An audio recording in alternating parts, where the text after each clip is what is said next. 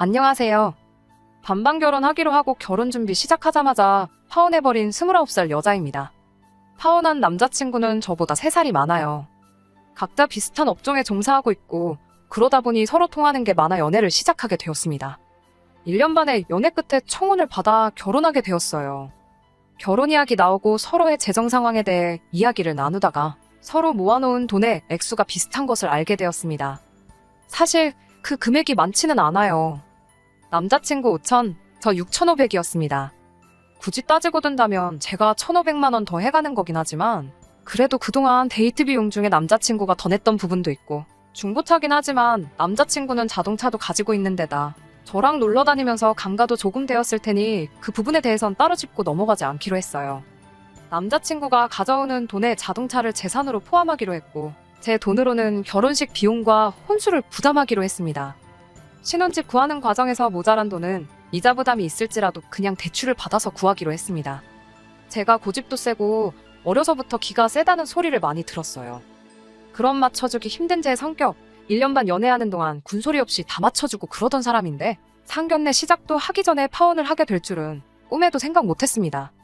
결혼 이야기 나오자마자 저희 부모님께 남자친구를 인사시켰어요.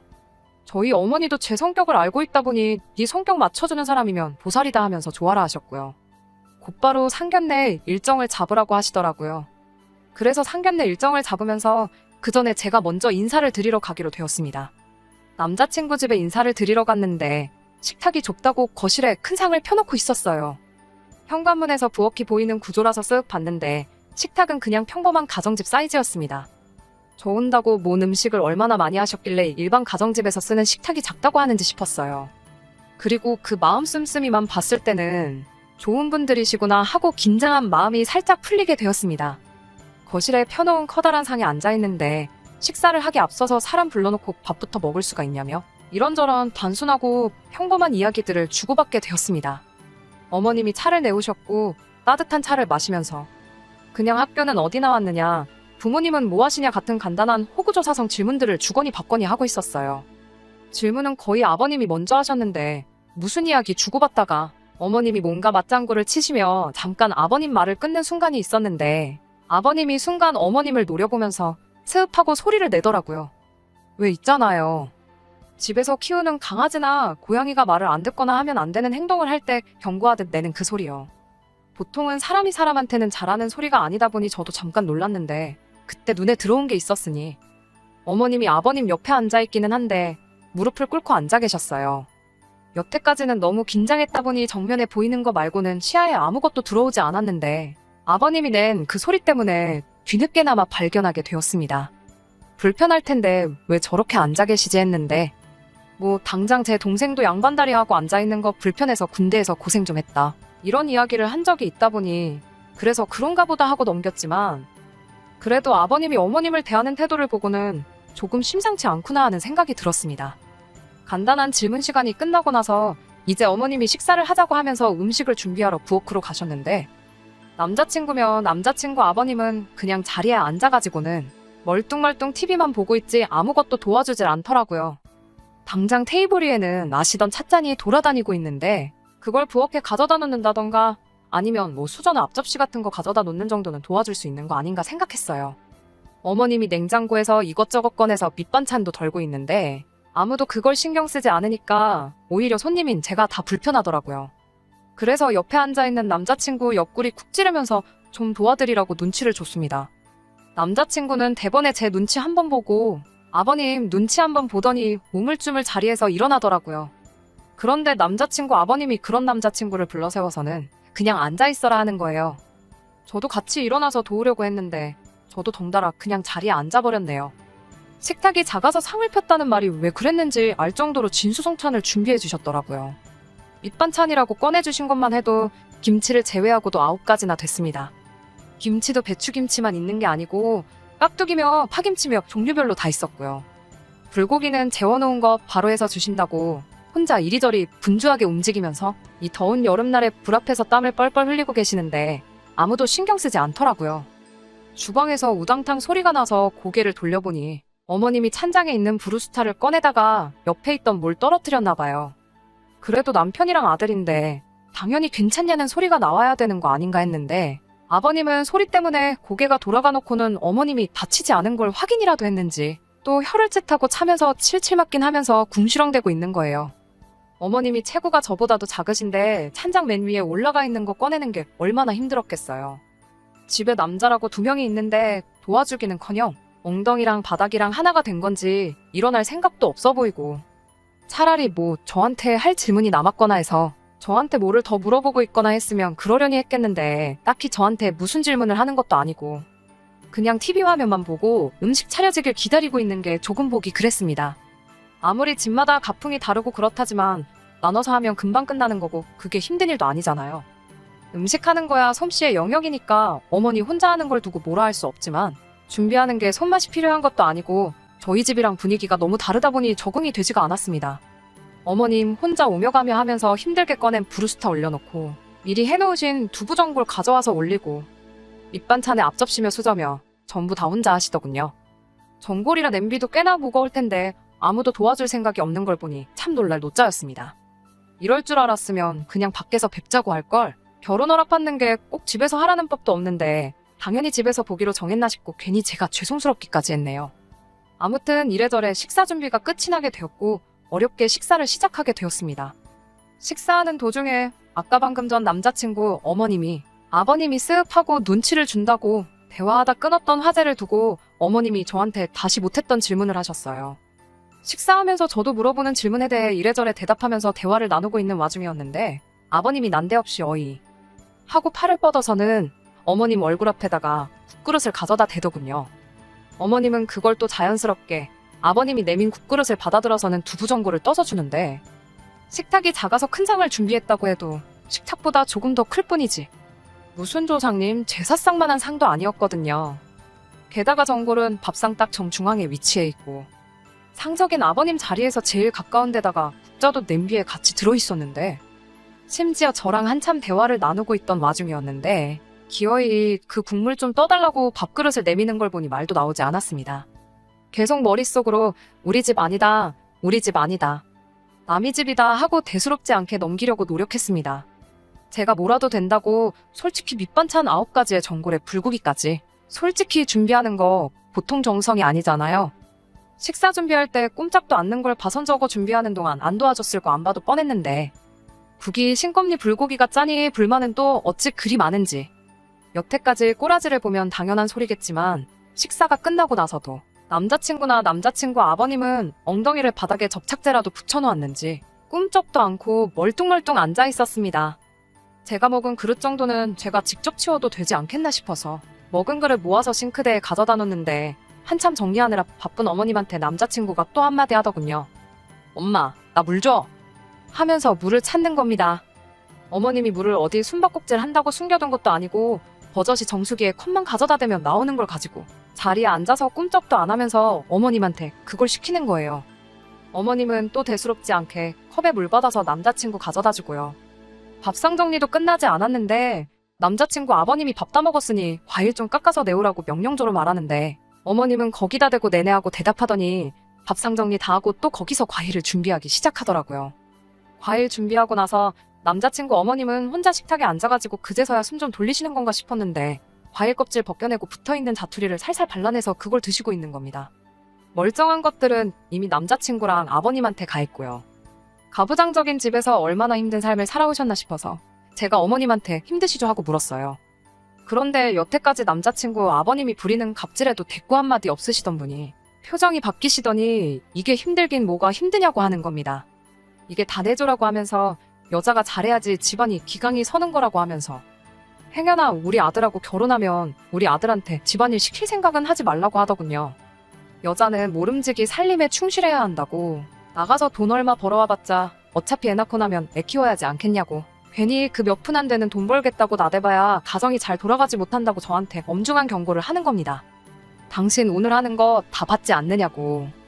앞으로 살면서 감정 상할 일이 한두 가지가 아닌데 다툴 일이 생겨도 남자가 져주는 것보다 여자가 져주는 게 더 쉽다니. 가정이 화목하려면 여자는 필요할 때면 벙어리로 살고 장님으로 살고 그래야 한다는 거예요. 몇 시간도 안 되는 시간 있으면서 가부장적인 남자친구 집에서 어머님 혼자 고생하시는구나 생각할 필요조차 없었던 겁니다. 남자친구 어머니는 이미 종로를 식모노릇 하면서 사는 삶이 당연하다고 납득하고 살고 있는 듯 했고, 나아가서는 그런 삶을 저도 당연히 살아야 된다는 식으로 강요하기까지 시작한 거예요. 아들 자식이나 남편인 아버님한테는 찍소리도 못하고, 국 떠달라면 국 떠주고, 물 가져오라면 물 떠다 주고 하시던 분이, 그래도 얼마 뒤에는 며느리가 된다고 저한테는 구구절절 이런저런 소리를 다 하더군요. 결혼하면 하루빨리 직장 그만둘 생각하고 아들 내조할 생각부터 해라. 애가 입맛이 까다로워서 밥도 같이 한 거 아니면 안 먹으니 혼수로 밥솥은 살 필요 없겠다 하면서, 반찬도 이것저것 많이 해주신 게 저 먹으라고 해준 게 아니고 솜씨 자랑하려고 해줬던 것도 아니었어요. 오늘 먹은 것들이 다 우리 아들이 잘 먹고 좋아하는 반찬들이라고. 국은 아무거나 해줘도 다 잘 먹으니 식사 때는 꼭 국 하나에 반찬 3개씩은 해서 챙겨주라는데, 솔직히 너무 당황스러워서 대답도 나오지가 않더라고요. 그리고 그때 이 집구석에 며느리로 들어오는 게 내 창창한 팔자를 내 손으로 다시는 풀을 수도 없게 꼬아버리는 거라는 확신이 들었습니다. 그냥 이 지옥 같은 시간이 빨리 가면 좋겠다고 마음속으로 기도만 하고 있었습니다. 결혼하면 남편 하나만 바라보고 살아야 되는 거라고, 앞으로 친구도 만나지 말고 남편 부담스럽지 않게 친정과도 연락을 줄이라는 말에도 영혼 없이 대답만 하면서 넘기고 있었는데, 당신 힘들게 살아온 종로로 식모살이를 그대로 저한테 대물림을 시켜주려는 건지 이야기가 끝나지 않았어요. 듣다가 결혼하면 이제 시댁 식구가 되는 거니 되도록 친정 멀리하고 죽어서도 시댁 귀신이 돼야 한다는 이야기가 나왔을 때 결국 터져버려서 자리 박차고 일어나서 그냥 이 결혼은 못하겠다 말하고 황급히 남자친구 집에서 뛰쳐나왔습니다. 그래도 어른들 계시는 자리라고 어떻게든 그 자리에 붙어 있으려고 노력했는데 계속 내내거리고 대답만 해봐야 저만 계속 우습게 보이겠거니 싶더라고요. 그래도 남자친구라고 제가 갑자기 폭발해서 뛰쳐나가니 갑자기 왜 그러냐며 저를 잡으러 오더군요. 그걸 말해줘야 아느냐고 말했는데 남자친구는 말 안 해주면 자기가 어떻게 아냐며 되려 성질을 부리네요. 진짜 몰라서 그러는 것 같아서 남자를 무슨 안을 모시듯이 떠받드는 집에서 자란 외동아들하고 결혼하는 건 아무래도 아닌 것 같다고 딱 잘라서 이야기를 하니, 남자친구는 뭘 그런 걸 가지고 그러냐며 대수롭지 않게 넘기려고 하더군요. 아버지가 좀 보수적이고 찔러도 피 한 방울 나지 않을 것 같은 건 자기도 알고 있다고 하더군요. 하지만 글쎄요. 처음에는 아버님이 너무하긴 했지요. 그런데 제가 아버님하고 결혼하는 게 아니잖아요. 집안 분위기가 보수적이고 가부장적이고, 솔직히 제가 남자친구 부모님 모시고 살 것도 아니니까요. 그리고 남자친구한테 어머님이랑 단둘이서 아주 잠깐 동안 사이에 나눈 이야기 때문에 이 결혼 못하겠다고 결정한 거라 말했습니다. 당신 어머니처럼 살고 싶은 생각은 눈꼽만치도 없다고, 식모살이 대물림 받는 게 뭐 좋은 거라고 꾸역꾸역 결혼해서 내 팔자 내가 꼬아버리겠냐고 말했어요. 그러니 남자친구가 한숨을 땅이 꺼져라 푹 쉬면서 한다는 소리가 아주 가관이더군요. 지금이야 그렇게 사는 인생이 싫겠지만 어차피 결혼하고 그러면 당연히 우리 사이에 아이가 생기지 않겠냐고. 아이 생기면 자동적으로 그렇게 될 거랍니다. 애는 엄마가 키워야 하니 그때 가서는 회사도 그만둬야 할 텐데, 지금은 우리 엄마가 한 말이 이해가 안 되고 납득할 수 없겠지만 나중 가면 그게 당연한 거라고 하더군요. 어차피 전업주부가 되면 너가 다 해야 할 일들이고 틀린 말이 하나 없는데 뭐가 문제냐는 겁니다. 그리고 자기는 아버지랑 달라서 집안일 하는 것도 좋아하고 힘든 것들은 다 도와줄 거라고 하더니, 너 전업이 뭔 말인지는 알지? 라고 재차 저에게 확인을 하듯 질문을 던지더군요. 어차피 애 태어나고 집에 있게 되면 너가 도맡아 할 일이고, 애 키우면서 살림하고 바쁘면 친정에도 자주 못 가고 그렇게 되는 거라고. 그냥 어머니가 옛날 분이라서 시댁 귀신 어쩌고 하면서 말을 겁주듯이 한 거지. 그렇게 되는 게 자연스러운 일이라고 혼자 또 강연하듯 나불대고 있는데, 너무 어이가 없어서 나불대는 주둥이를 손바닥으로 한 대 후려쳐버렸네요. 애는 뭐 엄마 혼자 만드냐고. 아이가 엄마 품에서 크는 것도 맞지만 아빠 품은 없이 키울 거냐. 부모 품에서 크는 게 자식이지 않냐고 한마디 해줬네요. 전업주부 하는데 나는 전업주부 할 생각도 없고 내 경력 유지할 거라고. 그리고 애초에 우리 꼴랑 1억 가지고 시작하는 거나 마찬가지인데 어디 뭐 반지하에서부터 시작하려고 그러는 거냐고 했습니다. 네 월급 외벌이로 대출이자의 생활비며 네 말대로 곧 태어난다는 자식들 교육비에 우리 노후까지 감당이나 되겠냐고 했어요. 대출이자의 생활비만 해도 모자랄 월급 가지고 전업주부니 뭐니 떠들지 말고 당장 주제 파악부터 하라고 했네요. 집안일 도와주겠다는 말부터 입에 침이나 바르고 거짓말 하라고 했습니다. 당장 엄마가 밥 차려서 입안에 떠넣어줄 때까지 꿈쩍도 안 하고 있던 게 뭔 집안일이냐고. 차려준 밥 다 처먹고 나서 엄마한테 물 떠달라는 놈이 집안일 도와주겠다는 소리를 하고 있냐고 했습니다. 결혼 허락받으러 온 날에 파혼까지 결심했는데 그게 오로지 너네 부모님만의 문제겠냐고 했어요. 오늘 너네 부모님이 무슨 행동을 하고 무슨 말을 했건 간에 너가 나한테 확신을 줬다면 이 결혼 나도 긍정적으로 생각했을 거라고. 부부 사이에 믿음이 중요하다는데 너는 믿음은커녕 오히려 인간 밑바닥의 끝을 보여줬다고 쉴 틈 없이 쏘아붙였습니다. 그러니 남자친구도 제 말을 하나하나 듣다가 얼굴이 점점 시뻘개져가지곤 세상이 어디 네 뜻대로 돌아가는 줄 아냐고. 예로부터 남자가 돈 벌어오면 여자가 살림하고 애 키우고 하는 게 세상의 이치라고. 너야말로 주제 파악 못하고 생각머리 고치지 않으면 평생 결혼은 물 건너간 거라고 저한테 악담을 퍼붓더군요. 누가 할 소리를 하고 있냐고 어디 한번 평생에 걸쳐서 찾아보라고 했습니다. 시어머니한테 바톤 넘겨받아서 아들 밥 챙겨주고 뒷바라지 해주려고. 자기 인생 던져버리고 너한테 시집올 여자가 어디 있겠냐고요. 제 뒤로 뭐라뭐라 혼자 떠들던 남자친구 뒤로 한 채 저는 그냥 집으로 돌아왔습니다. 집에 돌아오니 어땠냐고 어머니가 궁금해하시길래 그냥 그날 있었던 일 하나도 빠짐없이 싹 다 이야기해줬어요. 어머니는 놀라서 말도 잇지 못하고 헛웃음만 지으시더라고요. 요즘 세상에도 그런 집이 있냐고 어머니도 평생을 살면서 그런 사람들은 처음 봤다고 하시더라고요. 그나마 다행인 건 결혼 준비가 더 진행되기 전에 미리 알고 파혼하게 돼서 다행이라고 조상신이 도왔다고 하시네요. 정말 조상신이 도와준 건지는 모르겠지만 어쨌든 딱 봐도 이게 똥인지 된장인지 확실하게 구분이 되는 상황에서 굳이 찍어 먹어보지 않고 빠른 결정 내리길 잘했다는 생각이 듭니다. 저녁 돼서 남자친구한테 바로 문자가 왔는데 뭐 자기가 잘하겠다는 말만 하지 구체적으로 어떻게 하겠다는 말은 하나도 없었거든요. 잘한다는 말 믿고 결혼했다가 평생 후회할 일 있냐고 앞으로 볼 일 없으니까 구질구질하게 연락하지 말라고 했어요. 거기서 전화 끊고 딱 쿨하게 끝냈으면 좋으련만 제가 구질구질이란 단어를 꺼냈다고 걸고 넘어지면서 성질을 부리길래 지금 누가 누구한테 성질을 부리는 거냐고. 그 나이에 여태껏 모은 전재산 5천만 원 가지고 어디 한번 평생 조선시대 방불케 하는 꽉 막힌 집구석에서 오매불망 남편 퇴근만을 기다리며 밥 해주고 뒷바라지 해주고 하늘처럼 떠받들어줄 그런 사람 실컷 찾아보라고 속 시원하게 한마디 해줬습니다. 나는 나대로 내 인생 살 테니까 신경 끄고 잘 살라고요. 그래도 속에 있던 말 남김없이 싹 다 내질러버려서 후회는 없습니다.